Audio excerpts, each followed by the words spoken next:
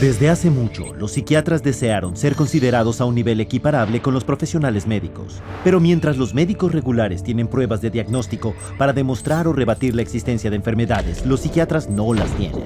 There is no objective testing in psychiatry. There is no blood test, there is no urine test, there is no biopsy.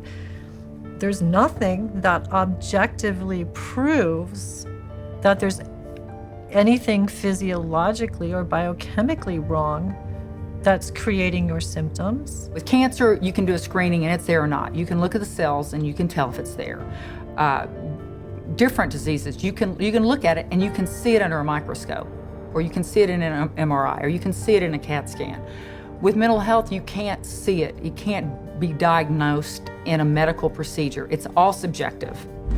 Así que la pregunta es, sin ningún análisis científico de laboratorio que muestre la presencia o ausencia de problemas mentales, ¿cómo funciona el sistema de diagnóstico psiquiátrico y cómo llegó a extenderse tanto?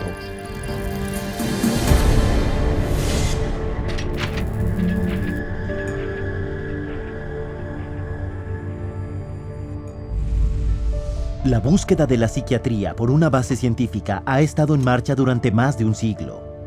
A finales del siglo XIX, el psiquiatra alemán Emil Kraepelin fue el primero en intentar clasificar los problemas mentales como estados médicos de enfermedad. Aunque dedicó su vida a intentar demostrar que ese problema venía exclusivamente de fuentes biológicas y hereditarias, nunca pudo hacerlo, concluyendo finalmente que era prácticamente imposible diferenciar científicamente al normal del demente.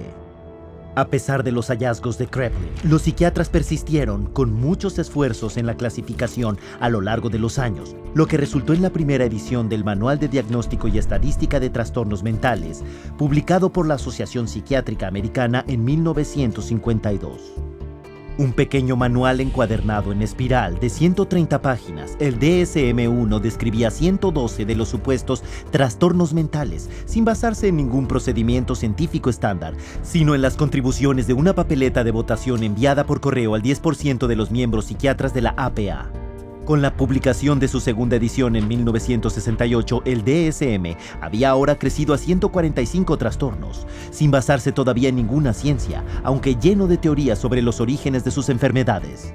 Pero con la ola de popularidad de las drogas psiquiátricas como Miltown y Valium entre el público en general, la comunidad psiquiátrica se dio cuenta que había que encontrar una explicación biológica para justificar su prescripción. Y la encontraron en un artículo escrito por el psiquiatra Dr. Joseph Chilcrout.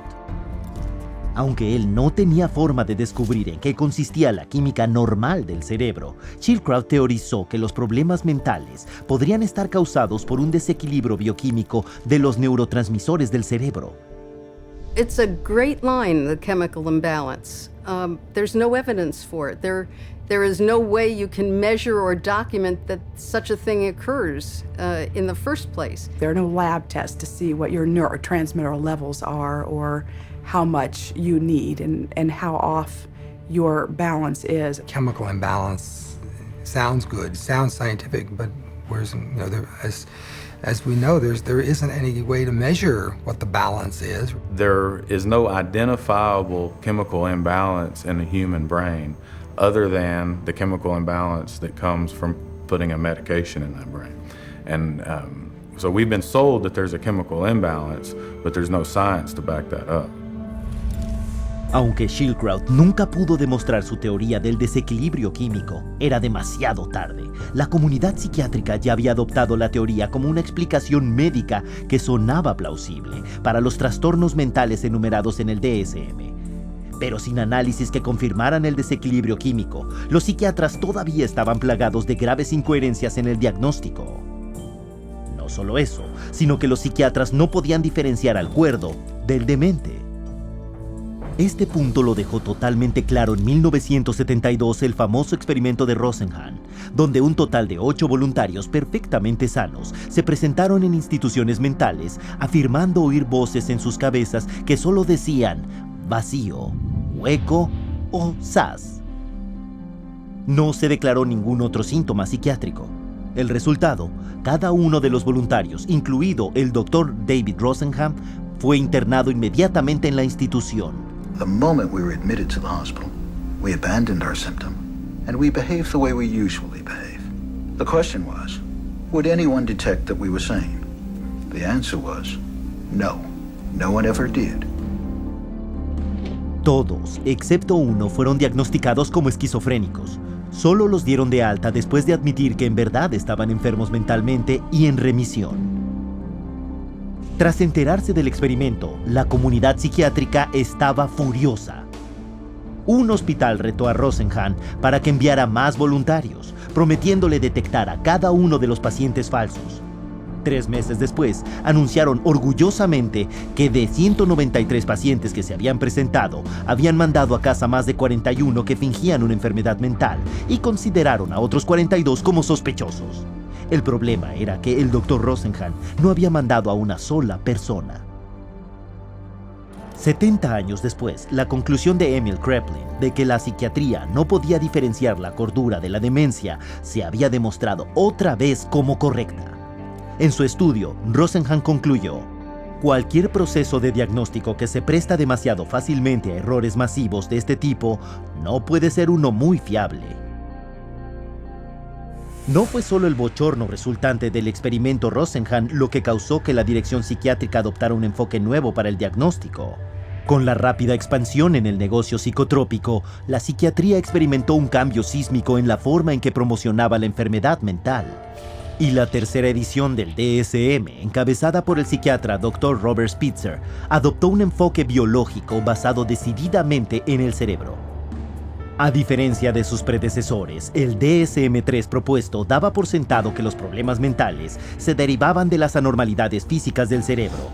Y en vez de describir causas psicológicas posibles debido a la angustia mental, el DSM-3 simplemente les proporcionaría a los clínicos listas de verificación de los síntomas. Sin embargo, estas descripciones eran lo bastante amplias para poder aplicárselas a cualquiera en cualquier momento de la vida. Sin ninguna ciencia para apoyarlos, estos nuevos trastornos propuestos y las listas de verificación que iban con ellos se vieron sujetos a negociación intensa, compromiso, alteración y acalorado debate. El psiquiatra David Schaffer, que asistió al congreso del DSM-3, observó: people would shout out their opinions from all sides of the room, and whoever shouted loudest tended to be heard. My own impression is, coming straight from England, was it was more like a tobacco auction than a sort of conference. Many committees are established to determine what should and shouldn't go into the DSM, the current revision. And a lot of the committee activity is based upon, could be personal bias, political pressure, the trend that may be in vogue then, and other things that are non-medical. Well, in the DSM, I mean, they vote in diseases. I mean, they get together, the panel, psychiatrists look and decide, is this a disease or is this not a disease? How many of you agree this should be a disease? They have a show of hands. They said 20 people in the room, 12 vote for it, 8 vote against it. Bingo. They have a disease. Tell me that that's science. Un psicólogo informó que durante los debates del criterio propuesto para el trastorno masoquista de la personalidad, la mujer de Spitzer protestó acerca de uno de los síntomas de los trastornos, a lo cual Spitzer respondió: bueno, quítalo. Sea científico o no, una vez que el trastorno se aprueba por votación en el DSM, es muy difícil que se vote para quitarlo. En raras ocasiones, sin embargo, esto ha ocurrido también. La homosexualidad, una enfermedad mental, de acuerdo con los DSM 1 y 2. Después de que los activistas por los derechos de los gays se manifestaron en su convención de 1973, la APA se doblegó ante la presión política y decidieron enviar por correo papeletas de votación a sus miembros psiquiatras para eliminarla de la siguiente edición del DSM. What happened? It wasn't like, there's some objective evidence that at one point it was a disease and we cured the disease and now it's a lifestyle choice. No, it was cultural. We became more liberal in this country and decided, okay, it's fine. Whereas, 50, 100 years ago, it wasn't fine, it was a problem. That's not medicine, that's something else. Y los psiquiatras que escribieron el DSM-3 lo sabían, como Robert Spitzer admitiría a la BBC muchos años más tarde. What happened is that we made estimates of prevalence of mental disorders totally descriptively, without considering that many of these conditions might be normal reactions, which are not really disorders. That's the problem. Pero en vez de aprender de sus errores, la Asociación Psiquiátrica Americana publicó el DSM-4 en 1994. Y era todavía más grande, con 374 diagnósticos diferentes en sus 886 páginas. La nueva edición superó el triple del número de enfermedades enumeradas en el DSM-1. Esta rápida expansión en el número de diagnósticos psiquiátricos puede que no ayude al paciente, pero beneficia a muchos otros. Una vez que un diagnóstico ha sido creado, entra en los planes de estudio profesionales, surgen especialistas para tratarlo, se organizan conferencias, investigación y publicaciones que lo tratan. Los psiquiatras formulan los síntomas de sus pacientes que corresponden a este y se recetan drogas para ello. El DSM, en resumen, no era ya solo un manual, sino una industria con todas las de la ley. The DSM, although it is our Bible, it becomes the Bible and it becomes tantamount to, the tablet coming down from Mount Sinai, not just for psychiatry and psychology, but for insurance companies, for the legal profession. It comes into play as far as sentencing. It comes into play as far as custody decisions. So non-scientific information is used to make some radical, life-altering or life-ending decisions. El peligro de todas estas enfermedades psiquiátricas es que cualquiera que vaya por el mundo hoy en día podría calificársele como que tiene una enfermedad mental. Usando el DSM, los psiquiatras de la Universidad de Harvard han declarado que la mitad de la población de la Tierra estará mentalmente enferma en el curso de sus vidas. Un prominente psiquiatra de Harvard, Dr. John Ratey, va un paso más allá sosteniendo: nadie es verdaderamente normal. Aunque la Asociación Psiquiátrica Americana ha reconocido discretamente la falta de pruebas para la teoría del desequilibrio químico de Joseph Schildkraut, la afirmación todavía sigue repitiéndose hasta la saciedad en los medios y se pasa a los pacientes cada día. Y aunque nunca lo oigamos en los medios de comunicación, los psiquiatras admiten sin problemas que los trastornos enumerados en el DSM no tienen una patología demostrada y por lo tanto no pueden calificarse como enfermedades médicas. If you were to be confronted with someone saying that the DSM is not backed up by science, what do you have to say about that? Oh, I would say that they're entirely right. No, the DSM is not science. I think there are non-scientific elements, political aspects of it that influence it. Yeah, absolutely. DSM-4 is still far away from science. The DSM system is far from perfect, but it's the best we have. DSM stands for diagnosis as a source of money. It brings in a lot of money. No obstante, la siguiente edición, el DSM-5, se encuentra en la etapa de planificación y espera publicarse en el 2012. Y esta vez, la negociación para las siguientes enfermedades psiquiátricas se está llevando a cabo en secreto. Pero sí conocemos algunos de los nuevos trastornos bajo consideración.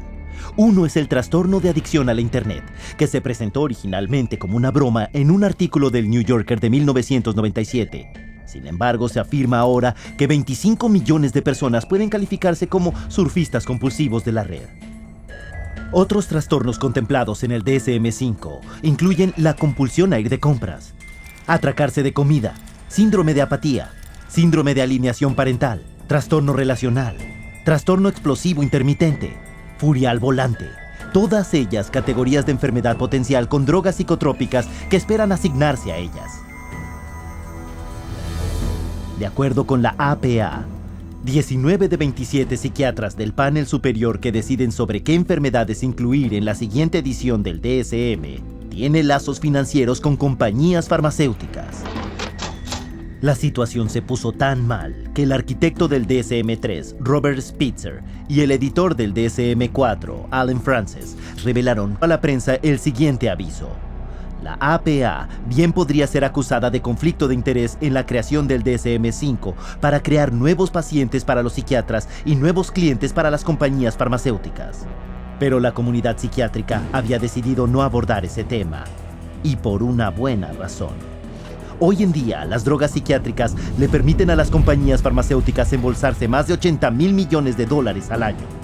Y con cada nueva edición del DSM, Los diagnósticos no solo se han expandido en número, sino que arrojan una red más amplia para abarcar segmentos de la población como la tercera edad, los militares, las mujeres en estado y hasta los niños. In my training, when I first started this, they told us that they would not give a bipolar diagnosis for a child under 18. These days, I see children diagnosed with bipolar disorder at 5 and 6 years old. A 2-year-old can be throwing a temper tantrum and then stop and be fine. Anybody that's a parent has seen that happen. That doesn't mean they're mentally ill. It means they're 2-year-olds. How can you even diagnose a 2-year-old as a bipolar disorder? I mean, how can you diagnose anybody as a bipolar disorder if you want to look at it that way? Because there is no such thing as bipolar disorder, not from a medical standpoint. It's not like you can find a cell in a person that shows that they have bipolar disorder. It's not like they have a fever or run a temperature, like if they had a physical illness. This is a behavioral definition only. In other words, a human being sat there and made a subjective decision that this person has this so-called condition. Hoy en día, casi 1 millón de niños han sido diagnosticados como bipolares, haciéndolo más extendido que el autismo y la diabetes combinadas. En el 2007, 500,000 de niños y adolescentes tomaron por lo menos una receta de un antipsicótico, incluyendo 20,000 que tenían menos de 6 años de edad. Las drogas antipsicóticas, poderosos compuestos químicos diseñados solo para los pacientes más gravemente afectados mentalmente, son ahora una industria de $22,800 millones. If you spent days reading the newest DSM, you would be able to diagnose every human being that you ever saw. And with the diagnosis comes a treatment. The DSM most definitely helps in the prescribing of drugs. It legitimizes the process of pulling out the prescription pad. Because here is this disease entity. The disease entity is addressed with this medication. And the DSM is in the service of making things reductionist into very simple, simplistic ways of looking at things. That makes it easier for the pharmaceutical company to create a medication for. The only thing that we've left out of that equation is the person. Y la persona promedio es completamente inconsciente de que los diagnósticos psiquiátricos no son médicos, sino meramente basados en comportamientos votados. Lo que nos lleva a la siguiente pregunta: ¿cómo los psiquiatras toman estos trastornos inventados y hacen que la gente se crea que los tiene?